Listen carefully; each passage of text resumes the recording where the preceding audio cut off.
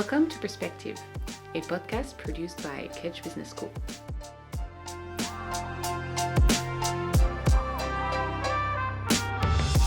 Hi everyone, I'm Camille and I will be your host today. We invited a special guest to give you their outlook on employability in the current economic context. I hope you'll enjoy it.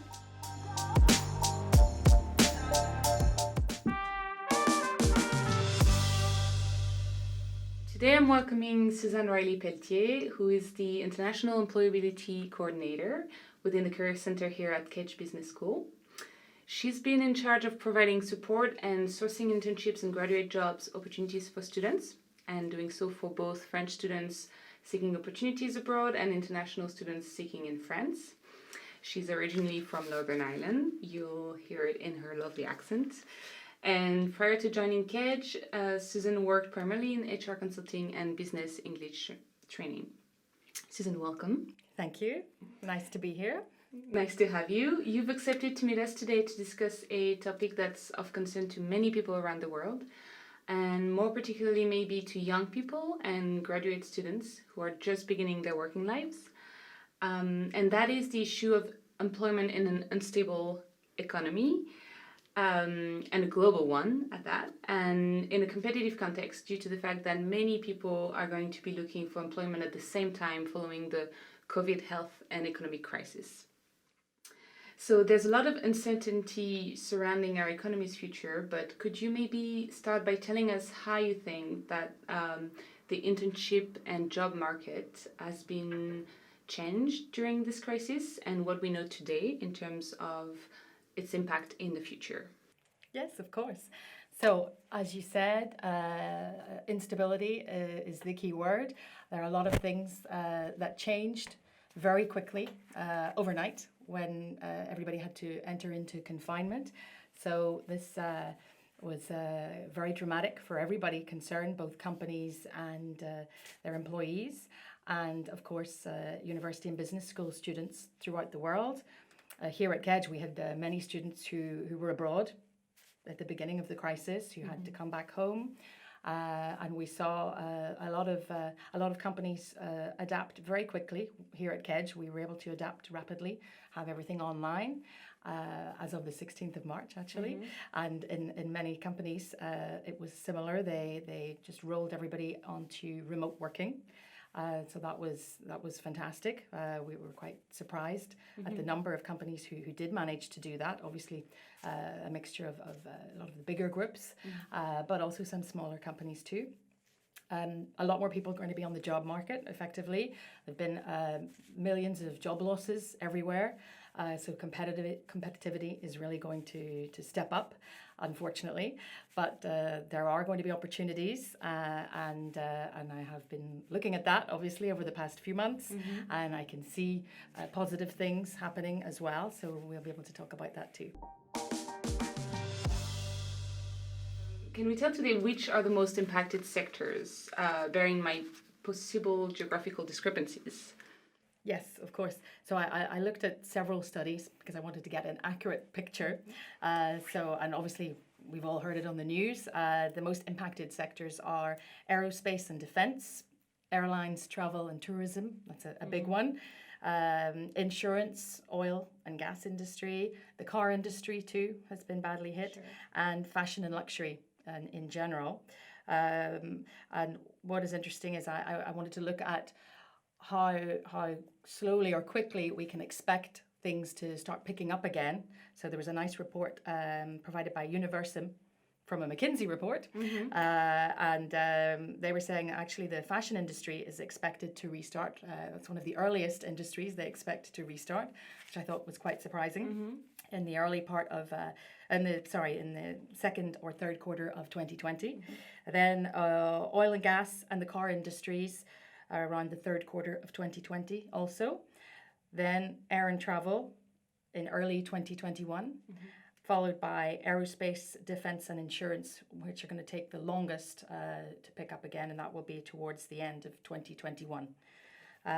So those are the most impacted sectors. Obviously, there are some sectors that benefited It seems That was inappropriate going to be my use last the word, question. yeah, it seems a little inappropriate to talk about people benefiting from the crisis, but it's a reality.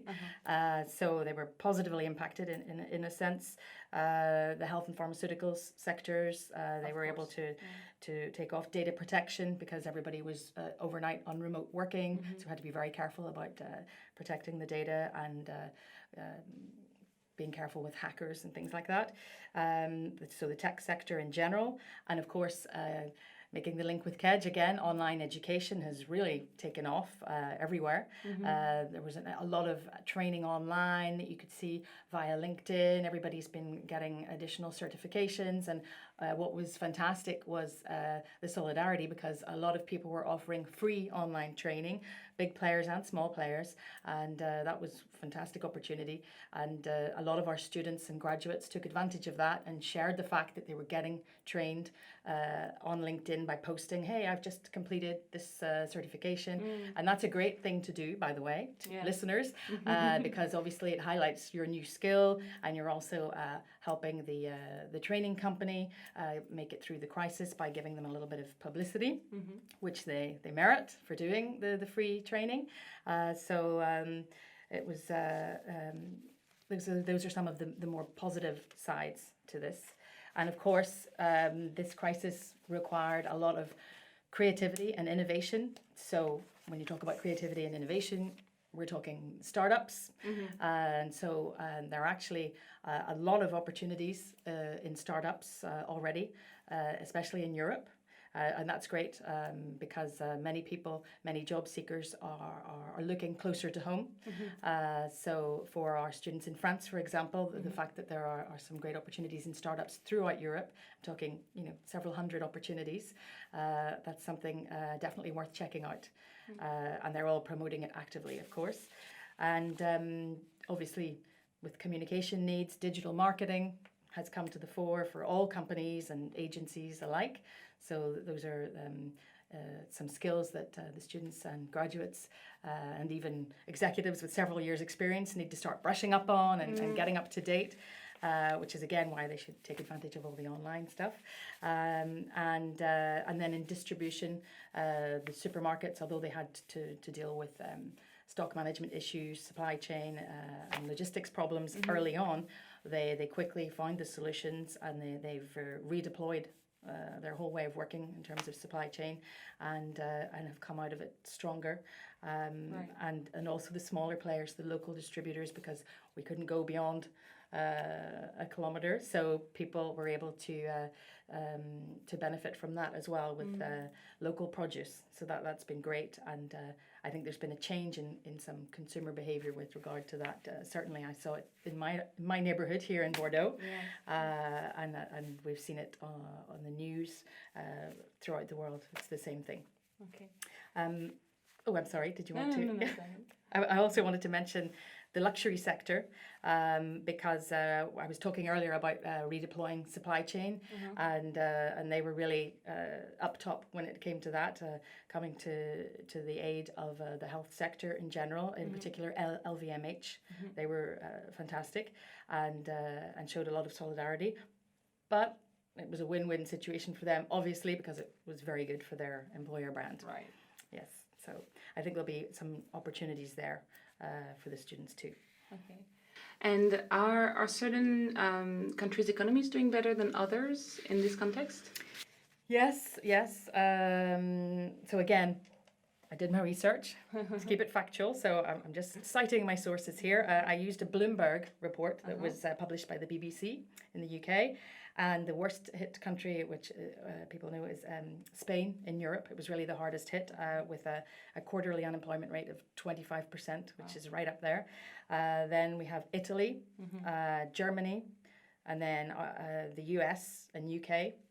And actually, China comes out best with only 5% unemployment quarterly rate, which apparently was to do with the fact that startups and smaller businesses in China proved to be very robust during the crisis, which was due to the fact that over the past couple of years, the job market has been evolving a lot in China and Asia in general. So that actually helped them come out a little stronger. And obviously the tourism in Asia Pacific was very hard hit, but economists are expecting a very strong rebound because in Asia Pacific the governments have been really ambitious in providing support packages. They've been more ambitious than any other region in the world. So that was interesting, I thought, as well. We have alumni all over the world.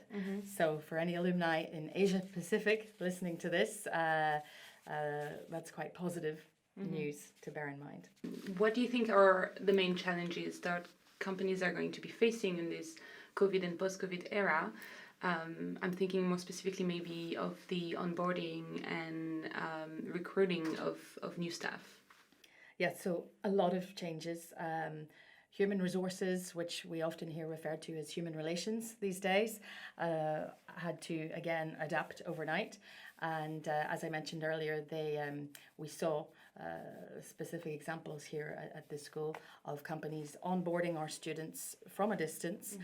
They did it very successfully. It wasn't easy. It was frustrating. It's frustrating for the students to join a company without having met anybody in person. But it was fantastic because it allowed them to go ahead and carry out their internship and continue their learning experience. So when it was possible, that was fantastic. For some companies, it hasn't been possible, but they're now trying to find solutions to make it possible.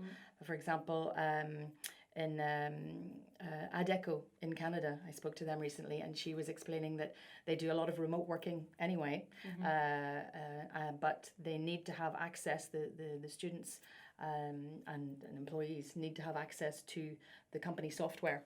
And because of COVID, they couldn't get in there to have it installed, and so that was a break. So there were little practical, technical issues that prevented some companies from being able to adapt as quickly as others. In the finance sector, obviously, the data protection thing was a bit of a barrier initially because some information that would be too confidential for security reasons to risk allowing people to onboard at a junior level. And of course, health and well-being is now a key thing in all companies everywhere. It was already trending before COVID, where with stress levels soaring everywhere in the world in our busy society, and so companies have taken what they already had in place a lot further since we've been dealing with this sanitary crisis. In terms of the onboarding, there's a lot of uncertainty because it's all new. So seemingly it can be successfully done, but it's still very early days. So we'll see in a few months' time how that worked out, because obviously there are some things that maybe weren't possible with certain roles. So I think it very much depends on the sector and on the specific job for people. Also, in terms of mobility, because you mentioned we're talking about the global economy. Right. So global, it's all going to be different now. There was already within Europe, certainly, a degree of protectionism that I was starting to notice these past couple of years. In the past, we had multinationals who readily sponsored students, for example, for an internship, so they didn't have to worry about the whole visa procedure. And in the past couple of years, fewer companies were offering to do that. But they were saying, okay, well, the students can do it themselves, that's fine. And then even more recently, they were starting to say, some of them, well, yes, I know they can do it themselves, but there's a risk factor for us involved there because we have no control over the timing. And so we really can't take that risk because we need this person to be on board at such and such a date. And so with this crisis, there are two ways of looking at it. On the one hand, there'll be even less mobility, physical mobility. But on the other hand, because it looks like remote working really was effective for many people. And when I mentioned earlier, all the students who successfully carried on their internships and even started them from afar, and some people with jobs too. I started my new job with KEDGE. You did? Remotely, yes. and here you are, it's all fine. Right. Worked out fine. Yes. So, that's proof for companies. So for some big companies, especially companies looking for very specific skill sets, I think it could be a game changer. And actually some international students who wouldn't have been given an opportunity or graduates who wouldn't have had that opportunity because of visa issues and border restrictions now actually may be hired because they can just be hired from a distance. And the company benefits from their very specific skill set because, for example, we have a lot of graduates and students with dual competencies where they have very technical backgrounds from, for example, from India in supply chain with like an IT background or even an engineering background. And those are very sought after skills. And so being able to onboard someone like that from afar or having them work in a consulting capacity, that's another thing we're going to see. We're going to see a lot more gig work with companies that gives them huge flexibility. They can mix and match their teams, and there should be hopefully enough for everybody. It just means a lot of additional variables for people in their career. So I think we're going to have a lot of virtual mobility, if you like, and of course many companies. There've been lots of studies carried out everywhere. Over 50% of companies have suffered job loss. They've had to reduce their workforce. But as an example, this was just a study by Universum in North and South America. 11% of the companies said they had brand new hiring requirements thanks to the crisis, and 17% said that their hiring needs remained significant. So I thought that was very positive. Right. And from what I can gather, this trend does seem to apply in other countries too. I just mentioned that specific one to give you an idea with the figures because it's easier to appreciate. Helpful. Absolutely, yeah. All right, yes. So clearly uncertainty is hitting pretty much all sectors and layers of the economy, right? And maybe some students or recent graduates are currently questioning their choices and their career plans. So what do you think should be the opportunities they should be looking for tomorrow? What are the sectors or job types that are most sought after in this context? Okay. So there are opportunities still out there, as I mentioned. The big issue will be the competition because of the huge volume of job seekers. So we've got the people who've lost their jobs that are now looking for jobs again, and then all the fresh graduates looking for jobs, and then companies that might be preferring to opt for internships and apprenticeships in France only, obviously. But there are opportunities. As I said earlier, startups, lots and lots of opportunities there. In the pharmaceutical sectors and healthcare. So I'll just mention the sectors first, and then I can go on and give you some examples of companies too. Tech, data, software and media, everything around big data, artificial intelligence. That's very important in all companies in all sectors. So that's what's great about that. So those are definitely skills that students want to be honing. Digital marketing and e-commerce. But with e-commerce, there's a lot of controversy because online retail did increase significantly and is continuing to do so. And some shops have closed and are only going to be online, as we know, throughout the world. But it poses the problem of sustainability. So that's a problem which might slow the extent that this will develop, but at the same time it's an opportunity because there'll be new job roles, because we're going to have to find how to make online retail more sustainable. So that can be interesting. Obviously supply chain and logistics, blockchainers, because of all the innovation that was required during the crisis and still is, and again across all sectors. And then within HR, so everything to do with health and well-being and safety, transport, employee engagement, talent acquisition, that's very important. So there will be some opportunities. We've already seen new jobs popping up relating to human relations, like the happiness officer. So this is something that came to the fore during the crisis.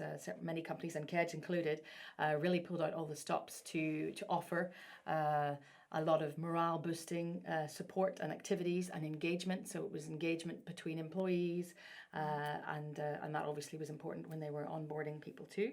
So those are new opportunities because we will need to continue to develop that to deal with any future crisis that we may have to deal with.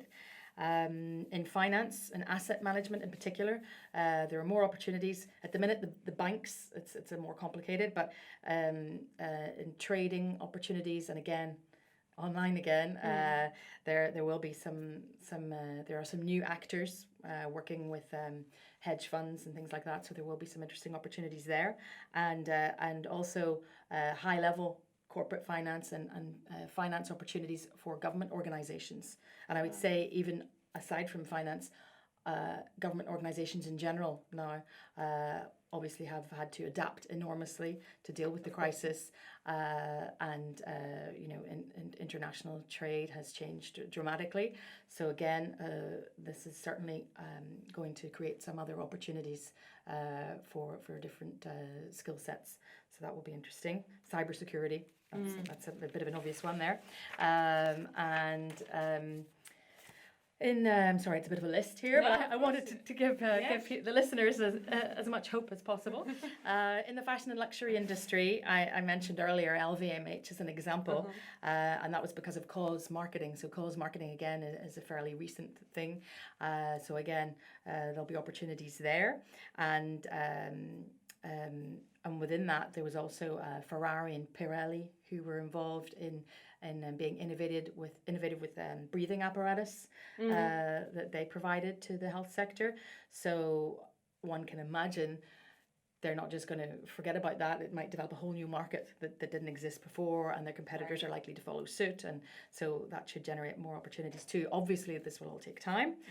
In manufacturing and distribution and warehouse projects in general, there'll be other opportunities coming up, and infrastructure investment, because we saw that with social distancing, how we had to deal with things, and sustainability, which I've already mentioned several times. Sustainability in tourism is going to be coming to the fore, and of course energy, renewable energies, and also for all sectors, just across the board, there'll be more roles focusing on transformation, because everybody had to transform processes, job roles in general, change management, crisis management, new ways of project management, virtual management. So everything to do with transformation is going to be very important.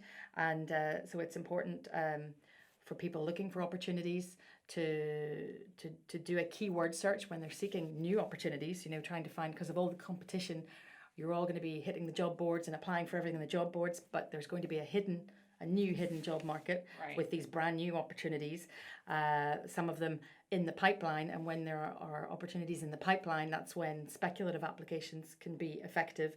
And so they need to do some keyword search, and then have those keywords in their CVs and on LinkedIn, and be networking with people moving in those circles to generate opportunities. And so yes, I think that there's enough out there.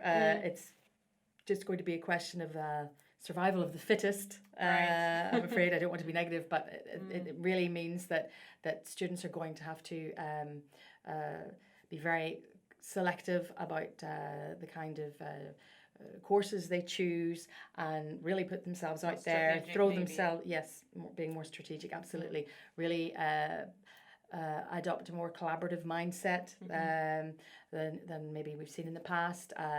Associative activities are going to be very important to give them more skills. All the soft skills are going to be very important, but also all the hard skills that companies are going to be looking for.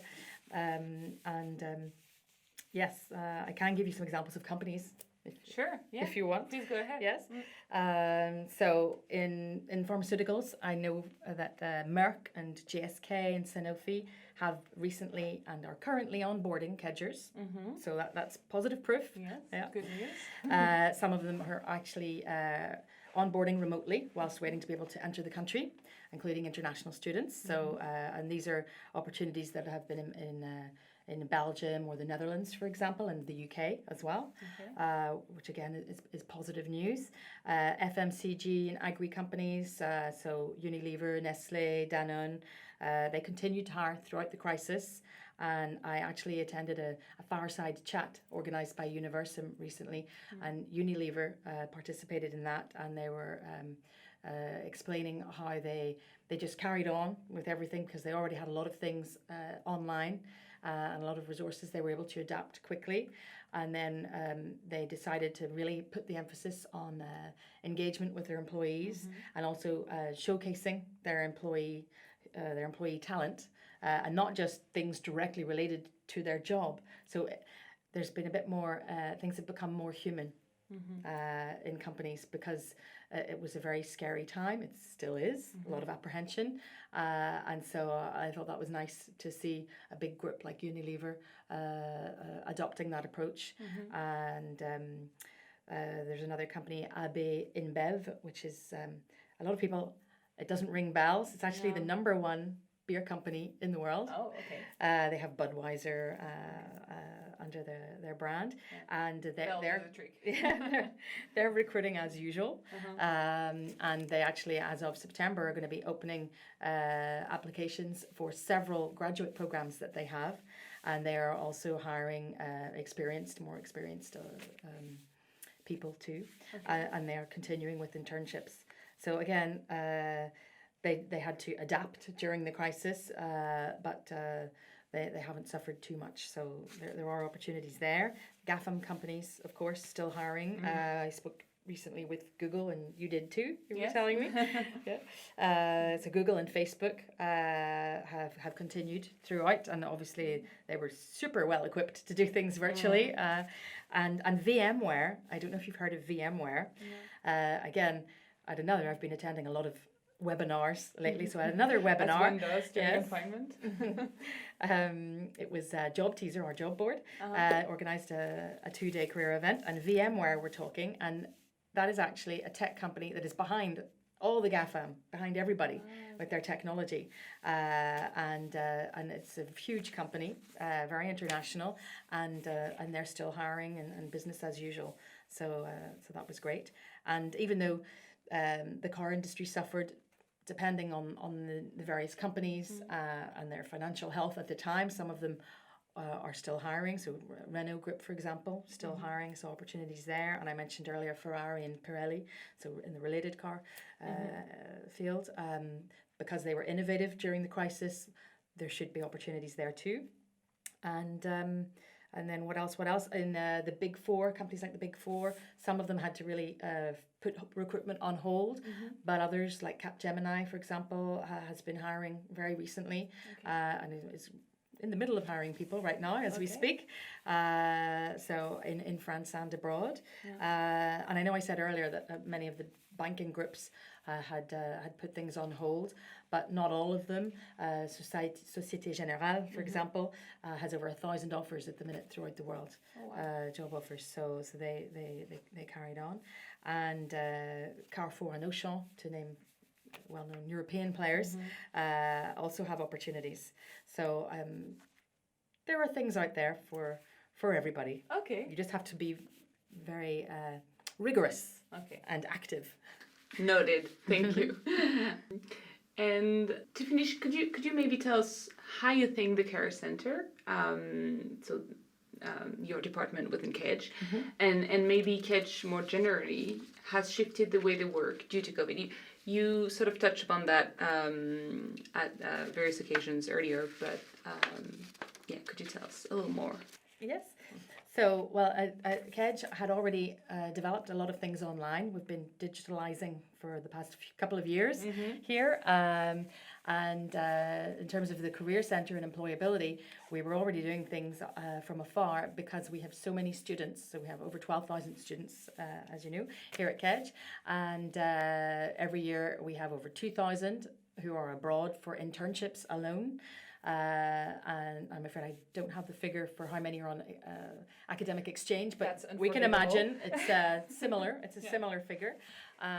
So that's a lot of students who are scattered throughout the world at any given time. So we wanted to make sure they always had access to our support, no matter where they were. So there was always a possibility to participate in online activities. A lot of distance coaching was what we had originally, but with COVID, we transformed all the workshops and classes, because here at KEDGE we also offer personal development classes and career orientation, and it's actually an integral part of several of the programs, and so all of those classes switched to online because we had all the tools necessary for the professors and also our external consultants that work with us from HR consultancies. So we were able to continue that support throughout. We had already started organising online forums because we've always done campus forums. We have like a career day here twice a year, followed by a company forum where everybody comes on campus. And in the past year and a half, we were also offering in parallel online versions more for the international market because on campus there was more of a focus on France, obviously, with French companies or international companies based in France. And so with the crisis, we organised online forums and online engagement activities with companies, so both partner companies in France but also abroad. There's actually this week we have students benefiting from mock interview training with recruiters in several different sectors, consulting, HR, supply chain, marketing. We have Google, for example, alumni from Google. It's often our alumni who help us with that. And online chats, Facebook, for example, I do online chats twice a month at least to answer any questions a student might have. And of course our alumni, I wanted to give them a special mention because they were fantastic and still are being fantastic. They really helped throughout the crisis, reaching out to students in distress who were abroad or needed help, also helping us in these engagement activities because our alumni are decision makers in companies throughout the world as well. Right. So they've been really present throughout, and our alumni department also has always organised a lot of things online, thanks to their alumni members, webinars, online coffee meetup, all sorts of activities for the students to be able to engage with the alumni. So that's all been possible, and also just networking opportunities between alumni. They obviously have a lot of after work events and things like that. So throughout the crisis, everything was online. So that was very good. And even our student associations were very active during the crisis. We have an association in Marseille, Suivez-nous, so the United Nations, and they organised a debate which was really interesting and gives us hope as well. It was about how COVID is a game changer for international relations and human mobility. So they had guest speakers, a communications expert from the United Nations Information Centre in France, and a geopolitical professor. And they were just talking about how that really raised awareness and has changed everything. We're having to restart the way people think in companies, international relations, international trade. It's all changing. We talked about protectionism earlier. There'll be a lot more precaution with regard to norms. We've had to introduce lots of new norms, and these norms will have to be controlled. So although that has an impact that can be negative in the sense that it's slowing international relations down, it's going to create new opportunities for jobs, and in the long term we're going to gain value. We're going to have more reassurance and quality, and we'll be better equipped to deal with crisis in the future. And also it's an opportunity. It was like an alarm bell, another alarm bell, because there have been several about sustainability and the planet, right. So it's really important now that governments work together, be more collaborative, as I said earlier, and find more inclusive solutions and durable solutions across the board. So resilience is essential. The sustainability goals, the 17 sustainability goals, they're more important than ever. Sustainable development goals. Yes. So I think this is all developing new ways of cooperation, and so new opportunities. And as we mentioned a few times already, I think solidarity has really changed everything, and will continue to do so. People are thinking first before acting, and I think that's a very positive thing. That's really interesting, isn't it? Like the solidarity we've witnessed, I think pretty much everywhere during this crisis. And do you think we'll carry that with us in the future? Do you think it's something that's going to impact the way we do things, whether it's in business or international cooperation, as you mentioned, in the future? Absolutely, yeah. I think, and it's also it's now going to be embedded in corporate culture. I think Right. the governments don't have a choice. That the solidarity is essential,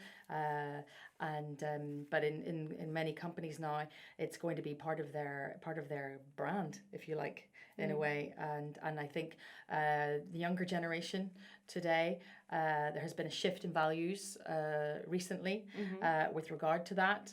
So their solidarity has been on the increase, and I think it really hit home with the COVID-19. So when the younger generation who are already present in the workforce, but when they start entering, the new ones start joining, that's going to change things, and I think it will remain a durable change. It has to, and there are likely to be other types of crisis that we'll have to deal with, and if we don't have solidarity, we have no future. So I'm quite confident that this is something that will be omnipresent now, everywhere. Well, I think we can maybe end it on this positive and hopeful note. Suzanne, thank you so much. It's been lovely having you. Thank you for having me. So I just wanted to add a footnote, because we began this podcast a couple of weeks ago and things are evolving very rapidly. We're already seeing some countries and cities starting reconfinement again, for example. And it's really important to stress that nothing is fixed. There's no certainty. There are a lot of differences from one sector to another, but also within sectors. It varies from company to company. For example, recently I was speaking to a student who was due to onboard with Sanofi in the Middle East, but then they unfortunately had to slash over 1,600 jobs. Whereas other pharmaceutical companies like Novartis and Pfizer are still hiring. And indeed, earlier in the podcast, I mentioned a couple of others like Merck and GSK. So things are just changing all the time. So it's really important that students and graduates alike keep an eye on the market. So it takes more time, but it's really important. And things will eventually pick up, but it's going to vary for a long time yet. Thank you so much for listening to Perspective. This was our very first episode and we're looking forward to bringing you more of those. If you want to make sure that you're not missing the next episode, please subscribe on whatever platform you're listening, and we'll see you soon.